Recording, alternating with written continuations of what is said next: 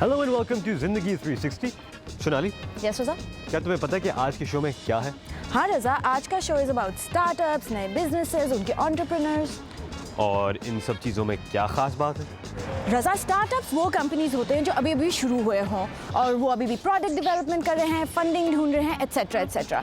Small businesses, as the name suggest, छोटे businesses, छोटा setup, कम एम्प्लॉइज, और इन सब बिजनेसेस के पीछे जो बिजनेस पीपल होते हैं उनको एंटरप्रेन्योर्स कहते हैं। And these are both business man and women, जो आज के शो में हम जिनसे बात करेंगे। लेकिन तुम ये सब सवाल क्यों पूछ रहे हो? सोनाली, असल में मैं काफ़ी लेज़ी हो रहा था तो मैंने सोचा कि सब चीज़ें तुमसे ही कहलवा लूँ। अब बाकी का शो तुम ही शुरू करो, लेजी। सॉरी गाइस, वैसे सोनाली सही कह रही थी। आज का शो स्टार्टअप, स्मॉल बिजनेसेस और एंटरप्रेन्योर्स के बारे में है।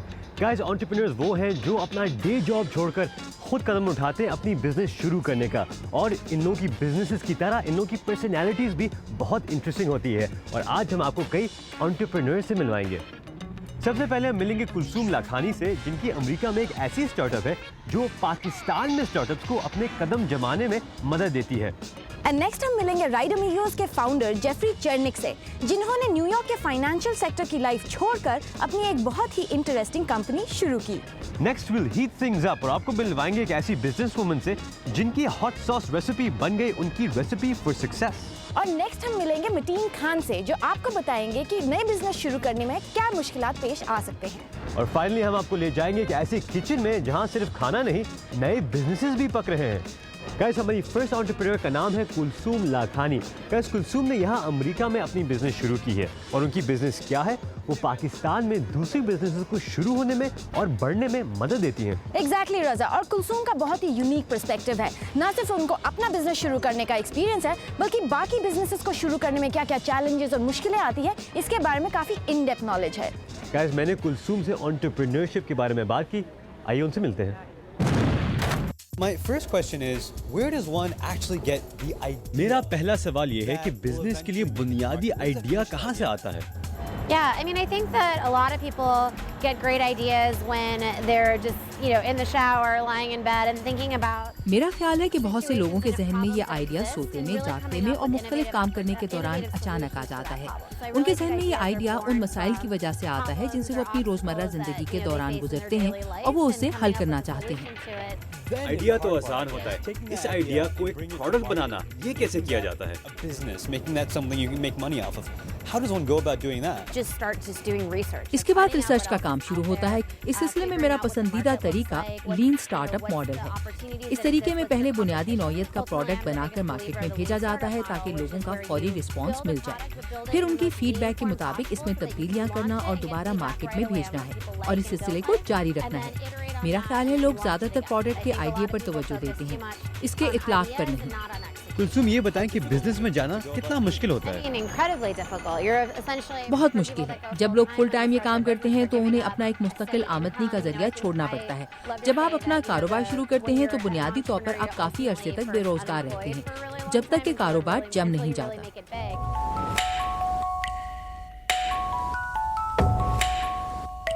Tell us a little bit about what you. आपको यहाँ और पाकिस्तान के काम के माहौल और कल्चर में क्या फर्क महसूस होता है? Sure. I mean, the U.S. has so much more of a robust ecosystem around entrepreneurship here. I mean, I work. यहाँ अमेरिका में एंटरप्रेन्योरशिप के लिए हालात बहुत साजगार हैं। मैं वाशिंगटन डीसी में एक ऐसी जगह काम करती हूँ जहाँ और भी कई नई और छोटी कंपनीज काम कर रही हैं और यहाँ इसका काफी रिवाज है। हम चाहते हैं कि पाकिस्तान में भी ऐसा ही हो। पाकिस्तान इस सिलसिले में अभी इब्तदाई मराहिल में है। अगर आपको पाकिस्तान में कोई प्रोडक्ट लॉन्च करना हो तो आपको बहुत से मुश्किल मराहिल से गुजरना पड़ता है और बहुत सी कागजी कार्रवाइयों का सामना भी करना पड़ता है और अपना बिजनेस रजिस्टर कराने के लिए भी बहुत सी मुश्किलात पेश आती हैं। पाकिस्तान में अभी तक छोटे पैमाने के कारोबार को अच्छी नजर से नहीं देखा जाता और अक्सर वालिदैन ये चाहते हैं कि उनके बच्चे यूनिवर्सिटी में पढ़कर अच्छी मुलाजमत हासिल करें, ना कि छोटा मोटा कारोबार करें जिसमें बहुत रिस्क होता है। जबकि पाकिस्तानी नौजवान एंटरप्रेन्योरशिप में बहुत दिलचस्पी रखते हैं, जो कि एक मुस्बत चीज़ है। ज़रूरत इस बात की है कि उन्हें मुनासिब मौके फराहम किए जाएं। And tell us specifically about. आप अपनी कंपनी I2I के मुतालिक कुछ बताएं। आपकी कंपनी पाकिस्तान में क्या काम करती है? बाद लोग ये समझते हैं कि हमारी कंपनी का ताल्लुक ताहिर शाह के गाने I2I से है, लेकिन ऐसा नहीं है। वैसे आपको इसे अपनी मार्केटिंग कैंपेन का हिस्सा बनाना चाहिए। मैंने इसे पहले ही इंटरनेट पर इस्तेमाल किया हुआ है। I2I का मतलब है इन्वेस्ट टू इनोवेट। हम ये सोच रहे हैं कि पाकिस्तान में तेजी से तब्दीली कैसे लाई जाए। हम पाकिस्तान से ऐसे लोगों को लेते हैं जिनके पास अच्छे आइडियाज होते हैं, उन्हें 4 महीने के एक तरबियती प्रोग्राम में शरीक करते हैं जहां उन्हें आला दर्जे के तरबियतकारों तक रिसाई मिलती है। हमारा वसी तर विजन ये है कि पाकिस्तान में एंटरप्रेन्योरशिप को किस तरह मुतारिफ कराया जाए ताकि एक ऐसा माहौल बन सके जहां लोग मिलजुल कर अपने कारोबार कामयाबी से चला सकें। पाकिस्तान में बहुत कुछ हो रहा है। जब हमने 2 साल पहले पाकिस्तान में काम शुरू किया था तो कभी कभार एंटरप्रेन्योरशिप के लिए कोई इवेंट होता था, लेकिन अब तकरीबन हर हफ्ते इस सिलसिले में कुछ ना कुछ हो रहा होता है। वहाँ इस शोबे में तरक्की करने और आगे बढ़ने की बहुत गुंजाइश मौजूद है। अगर आज किसी नौजवान पाकिस्तानी के पास कारोबार के लिए कोई आइडिया मौजूद है तो उसके पास इस पर अमल दरामद के लिए पहले से कहीं ज्यादा वसाइल मौजूद हैं। Well, Kulsum, good luck and hope your work here and in Pakistan goes well. Thank you. Thanks. रज़ा, तुम क्या कर रहे हो? भाई मुझे मिर्ची लग गई है। मिर्ची कैसे लग गई तुम्हें? भाई मैंने सारा की स्टोरी देखी और उसको देखकर ही मुझे मिर्ची लगना शुरू हो गई। तुम क्या बोल रहे हो? मुझे कुछ समझ में नहीं आ रहा। ऑडियंस भी कंफ्यूज हो रही होगी। वही सोनाली, सारा की story is about mercy Bloom garden जिसने एक हॉट सॉस बनाया है। लेकिन उसका आज के शो से, एंटरप्रेन्योर से, स्मॉल बिजनेसेस से क्या ताल्लुक है? भाई मर्सी ब्लूम गार्डन एक एंटरप्रेन्योर है, उन्होंने इस हॉट सॉस को एक स्मॉल बिजनेस बना दिया है। तो सारा जमान को मर्सी मिली या ना मिली? Let's find out.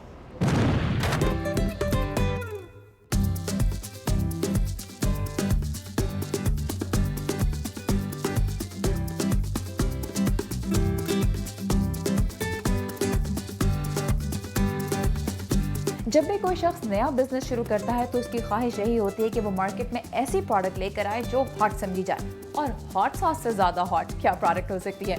इस वक्त हम मौजूद हैं मर्सी के साथ जिनका हॉट सॉस का बिजनेस है, और हम उनसे ये जानना चाहते हैं कि ये बिजनेस कैसे स्टार्ट हुआ और कैसे फल फूल रहा है। सो मर्सी, ये बताइए, आपका ताल्लुक घाना से है और अब से कुछ अर्सा पहले तक आप स्कूल में टीचर्स के साथ काम करती थी, फिर आप हॉट सॉस वाली कैसे बन गई? I have been making the hot sauce for years. I love hot sauce. मैं ये हॉट सॉस कई सालों से बना रही हूँ। मुझे मिर्चों वाला खाना बहुत पसंद है, लेकिन मेरी फैमिली को नहीं, तो ये मैं अपने लिए बनाती थी।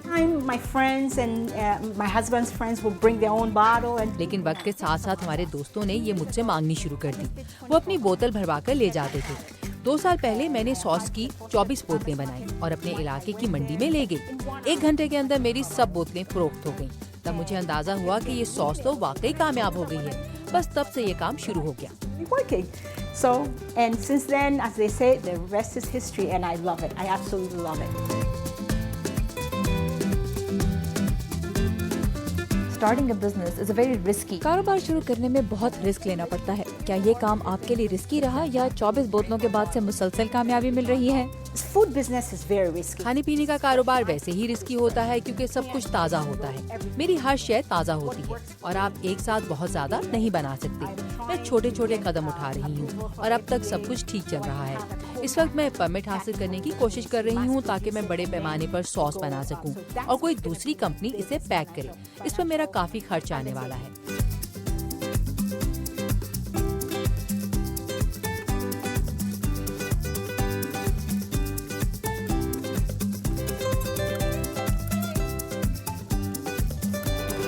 You know, when I started this hot sauce, जब मैंने ये बिजनेस शुरू किया था तो मेरा ख्याल था कि अमेरिकन शायद हॉट सॉस पसंद नहीं करते, लेकिन मैं हैरान रह गई। मेरे पास अमरीकी, अफ्रीकी, हिंदुस्तानी सभी आते हैं। मेरी सॉस जर्मनी और आयरलैंड भी जा चुकी है। सो मेरा भी ख्याल था कि अमरीकी मिर्चें नहीं खाते, लेकिन वो खाते हैं।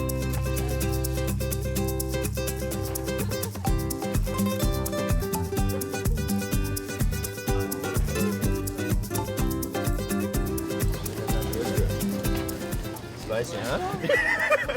Really spicy. Yeah, it's good. It's good. I like it.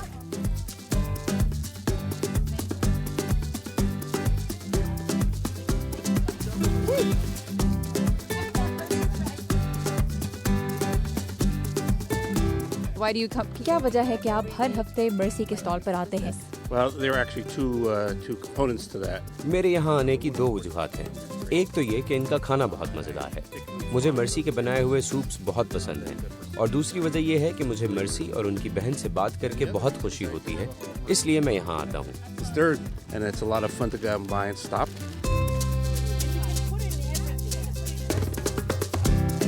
What is holding me back a little bit is cooking with preservatives. इस वक्त मेरा मसला ये है कि मैं अपनी सॉस को बड़े पैमाने पर बेचना चाहती हूँ, लेकिन मैं इसमें प्रिजर्वेटिव्स नहीं डालना चाहती।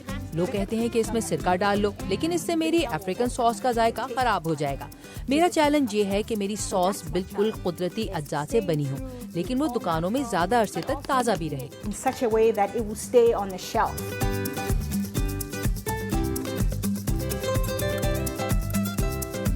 The key to my success is मेरी कामयाबी का राज ये है कि मैं वही करती हूँ जो मुझे अपने लिए पसंद है। मुझे सादा और अच्छे खाने पसंद हैं और मैं वही बनाती हूँ। आप जो भी करें पूरी लगन और मेहनत से करें और कस्टमर को बहुत अहमियत दें, क्योंकि उनके बगैर आप कुछ नहीं। लिहाजा कस्टमर सर्विस और मसनूआत की क्वालिटी यही सबसे अहम है। इट्स टाइम फॉर ब्रेक, लेकिन कहीं मत जाइएगा। ब्रेक के बाद मिलिए एक ऐसे एंटरप्रेन्योर से जो दिन में बिजनेस चलाते हैं और शाम में कुछ और। Stay with us.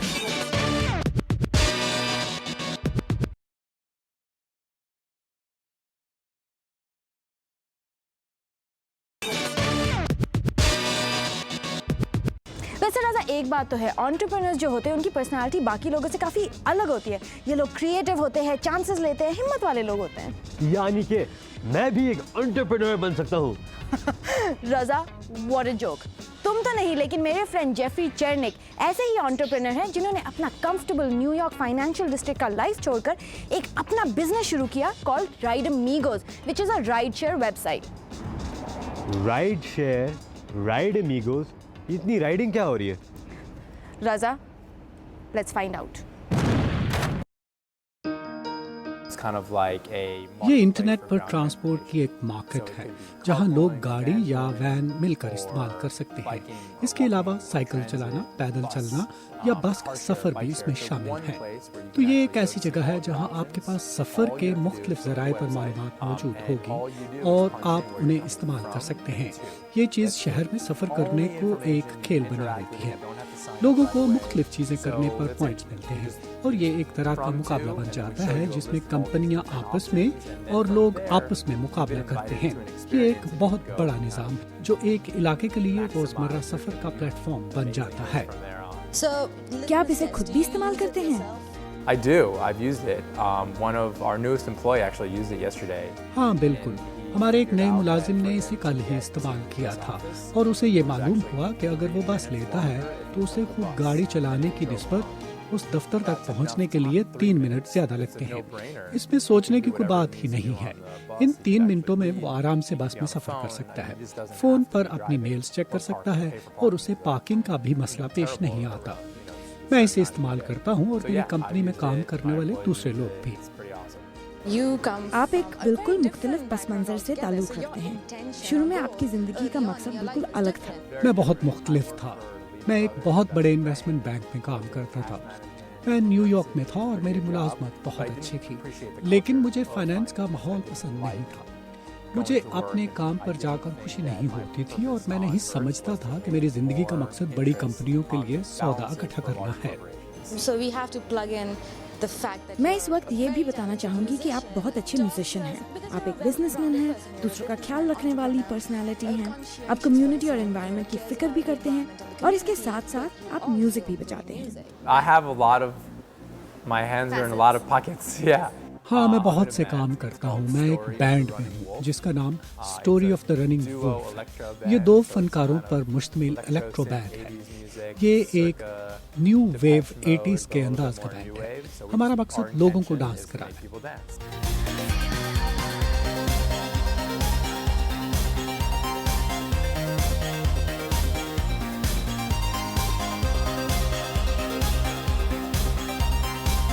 I'm also super involved as a director for M4. It's a mentorship इसके अलावा program for foster मैं children. M4 का भी So डायरेक्टर I've हूँ। been ये using the लेपालिक last 4 बच्चों की months to रहनुमाई का really प्रोग्राम shift है। my way of being मैं and पिछले what do I 4 want महीनों से to ये do. सोच रहा हूँ कि मैं जिंदगी में क्या Music करना चाहता but हूँ actually और getting सारे involved प्रोग्रामों के साथ साथ in मैं that मेंटरशिप way. भी करता हूँ ताकि अपनी कम्युनिटी को कुछ लौटा सकूँ। How that program works. हम उम्मीद करते हैं कि एक रोज सारे लोग राइडअमीगोज इस्तेमाल करके आपका कॉन्सर्ट देखने के लिए आएंगे। ये बहुत अच्छी बात होगी। वो एक आइडियल दिन होगा। We wish you the very best and thanks so keep much. doing the good work you're doing. Thanks for having me. Guys आज के इस शो में हमने ऐसी स्मॉल बिजनेसेस को फीचर किया है जो ज़्यादातर सक्सेस स्टोरीज रही हैं, लेकिन चुनाली सबके लिए इतनी स्मूथ सेलिंग नहीं होती। That's true रजा। ऐसे ही एंटरप्रेन्योर है मतीन खान। मतीन खान का पहला क्लोथिंग स्टोर तो काफ़ी स्मूथ सेलिंग से खुल गया, लेकिन उनको अपने नए स्टोर को खोलने में काफ़ी डिफिकल्टीज फेस करनी पड़ रही है, चैलेंजेस फेस करनी पड़ रही है। और शोनाली ने मतीन से इन चैलेंजेस के बारे में बात की। आइए उनसे मिलते हैं। मतीन, हम आपके स्टोर रोजीज एंड रॉकर्स में हैं। हमें बताइए रोजीज एंड रॉकर्स के पीछे आपका क्या विजन है, पहले बताइए। रोजीज एंड रॉकर्स का ये विजन था, नवंबर में लास्ट ईयर हमने ये डिसाइड किया था कि डीसी का एक छोटा सा मार्केट है जो पंक रॉक में इंटरेस्ट है, और डीसी में ऐसी कोई जगह नहीं है, सिर्फ न्यूयॉर्क और सैन फ्रांसिस्को में ऐसी जगह मिलती है। अगर आप यू स्ट्रीट जिस जगह ये स्टोर लोकेट हुआ है, अगर आप इधर देखें तो इधर इतनी ह्यूज पंक रॉक की कम्युनिटी है, तो मैंने सोचा था कि मैं उस मार्केट के अंदर टैप करना चाहता था। आपने बोला पिछले नवंबर से आप कोशिश कर रहे हैं स्टार्ट करने का, और हम देख सकते हैं कि हम अभी भी आपका स्टोर खाली है। तो ये बताइए कि क्या क्या चैलेंजेस आपने फेस किए, क्योंकि लोग सोचते हैं कि बिज़नेस स्टार्ट करना, समटाइम्स वो सोचते नहीं है कि क्या क्या मुश्किलें हो सकती है। तो हम जानना चाहते हैं कि आपने क्या चैलेंजेस फेस किए हैं। सबसे बड़ा प्रॉब्लम जो डीसी में है, ये एक तो कैपिटल है यूनाइटेड स्टेट्स का, और दूसरा हर जगह डीसी हिस्टोरिक है। तो नो मैटर आप क्या करना चाहते हो या जो भी थोड़ी सी छोटी सी चेंजेस भी लाना चाहते हो ना बिजनेसेस में और बिल्डिंग्स में, इधर आपको इतने ज़्यादा हर्डल्स के पास जाना पड़ता है। और सबसे बड़ा हर्डल डीसी में है द परमिटिंग प्रोसेस। तो हमें परमिट मिल चुका है, लेकिन हमें परमिट सिर्फ एक हफ्ते पहले मिला था, और इसकी वजह यह है कि हर छोटी छोटी चीज़ें जो डीसी में लोग कहते हैं ना कि ये नहीं कर सकते, ये नहीं कर सकते, गवर्नमेंट इधर हर चीज़ पे नेटपिक करती है। तो इसकी वजह से the process has been very very hard and very challenging to overcome. तो आपने बोला ऐसे अनफोर्सीन काफ़ी मतलब कि मुश्किलें आ सकती है, इसके वजह से क्या बाय प्रोडक्ट्स होते हैं, जैसे आपको लॉसेस फेस करने पड़ते हैं। आपने आई एम श्योर आपने सोचा था कि 40 डेज़ में 40 दिन में आपका स्टोर खुलेगा, तो आपने सामान भी खरीद लिया होगा। अब उस समय सामान का क्या होगा, क्योंकि आपका तो क्लोथिंग स्टोर है, तो वो अब सीज़न तो गया। बिल्कुल सही जो आपने कहा है। ओरिजिनली जब प्लान था रोजीज एंड रॉकर्स का ओपनिंग सेट था, हमारा ओपनिंग एंड अर्ली दिसंबर या एंड दिसंबर में था, और इसकी वजह से मर्चेंडाइज ऑब्वियसली हमें लेनी पड़ी थी, और वो फॉल विंटर मर्चेंडाइज था। अब मार्च है, और मार्च में नया सीज़न शुरू हो गया, स्प्रिंग सीज़न। सो जितनी भी मर्चेंडाइज हमने पहला ख़रीदी थी वो अब सारा इधर बिलो कॉस्ट हो गया या सेल पे हो गया, और कोई रिटेलर अपना दरवाज़ा नहीं खोलेगा विथ जस्ट सेल मर्चेंडाइज, इससे अच्छा नहीं लगता ना। तो आपको इन चीज़ों के लिए थोड़ा सा प्रिपेयर होना चाहिए। तो ये जो आपके सामने जब डिसीजन आता है कि नया स्टोर है, मैंने सामान खरीदा हुआ है मगर मुश्किलें आ रही हैं, शुड आई कंटिन्यू या मैं अपने अभी इधर ही लॉसेस ख़त्म करके सब कुछ छोड़ के कुछ और शुरू करूं? तो एक दो दफ़ा मैंने ये सोचा था कि यार मैं अपने लॉसेस कम्प्लीटली कट कर सकता हूँ, मैं किसी और को देख सकता हूँ, लेकिन बिकॉज़ मैं बिज़नेस में पहले से हूँ, मैंने बिज़नेस ये पहली दफ़ा ज़िंदगी में नहीं किया, और मेरे 2 अदर रिटेल स्टोर्स है, उसकी वजह से मेरे पास एक्सपीरियंस है, और मुझे ये पता है कि once this retail store opens, जो प्रॉफिट इधर आएगा और जितना मैं बिज़नेस कर सकता हूँ वो एक्सीड करेगा ये जो 4 महीने का लॉस हुआ है। सो आपको सिर्फ इतना सोचना पड़ेगा, you should always think about what can happen next for your business, कि आप अपने बिजनेस को कैसे एक्सपैंड कर सकते हैं। So we wish you the very best and we look forward to Rosies and Rockers. Break time, but don't go anywhere. Break के बाद हम आपको ले जाएंगे एक ऐसे किचन में जहां सिर्फ खाने ही नहीं, नई बिजनेसेस भी पक रही हैं। Stay with us.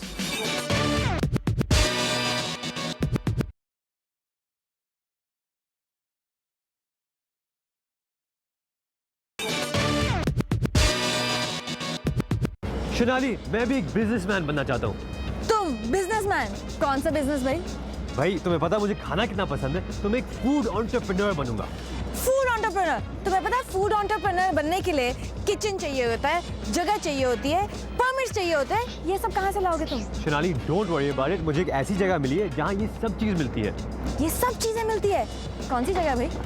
गाइस मैं बात कर रहा हूँ यूनियन किचन के बारे में। गाइस यूनियन किचन बेसिकली एक बहुत बड़ा किचन है और यहाँ फूड एंटरप्रेन्योर्स को अपने खाने को टेस्ट करने में और बनाने में मदद मिलती है और एक जगह भी मिलती है।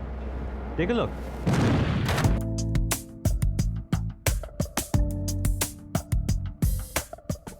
ऐसे कई लोग हैं जिनका सपना होता है एक रेस्टोरेंट खोलना और उन्हें कुछ हद तक यकीन भी होता है कि उनका खाना लोगों को पसंद आएगा, लेकिन पैसे ना होने की वजह से और इस डर से कि अगर खुदा न खास्ता रेस्टोरेंट नहीं चला तो क्या होगा, वो हिम्मत नहीं कर पाते।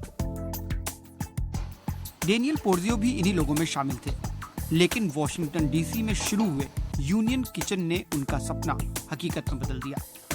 यूनियन किचन वो जगह है जहां वो अपने रेस्टोरेंट का खाना तैयार करते हैं और इससे उनका लाखों रुपए का किचन बनाने का खर्चा बच गया। The startup business doesn't have that kind of capital, especially when you're coming into it. You leave your jobs to really just start up a business. जब आप इस जाने बाने लगते हैं तो आप कारोबार शुरू करने के लिए अपनी मुलाजमत छोड़ देते हैं, लेकिन आपके पास इतना सरमाया नहीं होता कि आप एक रेस्टोरेंट खरीद लें या फिर ऐसी कोई जगह खुद बना लें, इसलिए आप किराए पर जगह लेते हैं। एक छोटे कारोबार के लिए ये तरीका काबिल अमल है।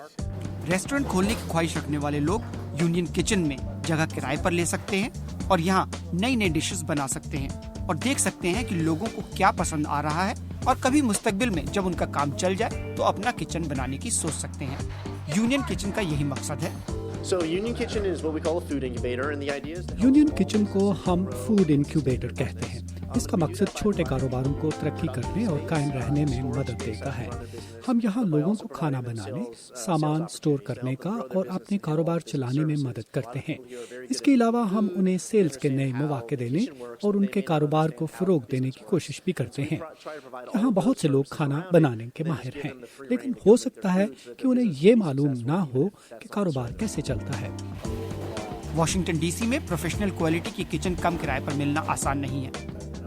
जोनस सिंगर और कलन गिलक्रिस्ट ने यूनियन किचन बनाकर इस कमी को पूरा किया है। फिलहाल इस किचन को करीब 55 लोग इस्तेमाल कर रहे हैं और जब इतने सारे खाना बनाने के शौकीन लोग अगल बगल काम करते हैं तो उसके अपने फायदे हैं। We're new to the kitchen, however, we're getting to know our neighbors and the other small businesses that occupy the space, and everybody is, very much interested in. हम इस किचन में नए हैं, लेकिन हमारी इस जगह मौजूद दूसरे छोटे कारोबार चलाने वालों के साथ जान पहचान हो गई है। यहाँ पर हर शख्स अपने साथियों की मदद करना चाहता है। यूनियन किचन मुस्तकबिल में अपना काम बढ़ाने की सोच रहा है। That's it for today's show. I hope आज के एंटरप्रेन्योर्स से मिलकर आपको भी इंटरेस्टिंग बिजनेस आइडियाज मिले होंगे। और इन आइडियाज के बारे में हमें जरूर बताइएगा हमारे फेसबुक और ट्विटर पेज पे। That's all the time we have for today. Bye bye.